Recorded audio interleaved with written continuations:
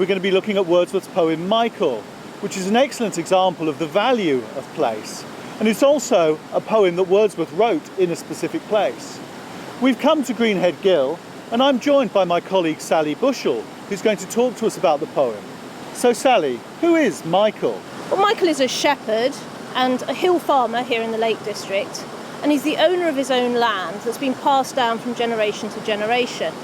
Wordsworth calls Michael and others like him small, independent proprietors of land, here called statesmen.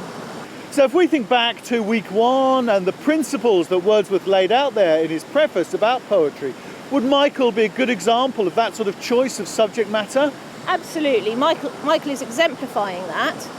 By choosing him as his hero, Wordsworth is making a kind of statement there that an ordinary man can be the hero of poetry.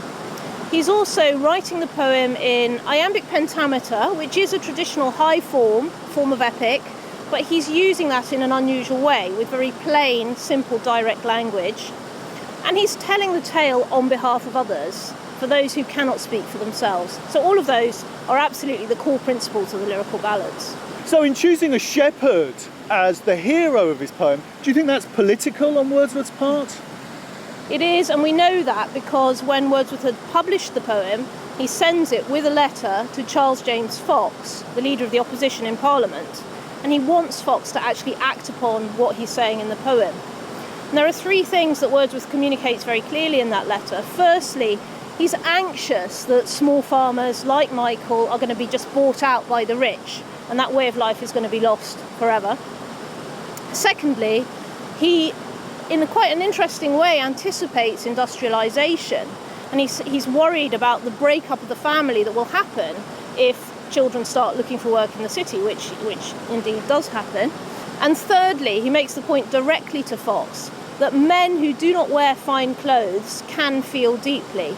And again, he's challenging the middle classes or the rich and saying, actually, don't assume you have ownership of emotion and sentiment and feeling. Ordinary men feel strongly too. So you've brought us to a very specific place to think about Michael. We're, about half a mile away from Wordsworth's house? What is the link between the poem and this place? We're here by Greenhead Gill, in a valley that's also sometimes called Michael's Fold. And the hills and slopes around us are the land which is represented in the poem as Michael's land. What Wordsworth also does at the opening of the poem is to invite us as readers to come to this place and think about the poem being set in this place and being written in this place. So I'll read those opening lines now. If from the public way you turn your steps up the tumultuous brook of Greenhead Gill, you will suppose that with an upright path your feet must struggle. In such bold ascent the pastoral mountains front you, face to face.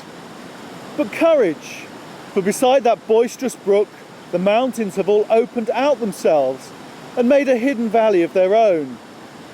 No habitation there is seen, but such as journey thither find themselves alone with a few sheep, with rocks and stones, and kites that overhead are sailing in the sky.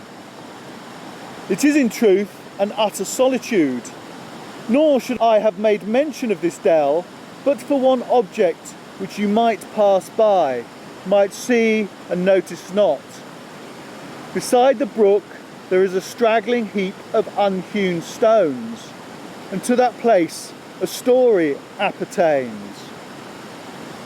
So it's very interesting reading this passage in this location, isn't it? Wordsworth's very specific about where we're standing, the tumultuous brook of Greenhead Gill, this sense of the upright nature of the paths, how you feel like you've got a very steep climb ahead of you. It's very place specific, isn't it? We have a very clear idea now of where the poem's set.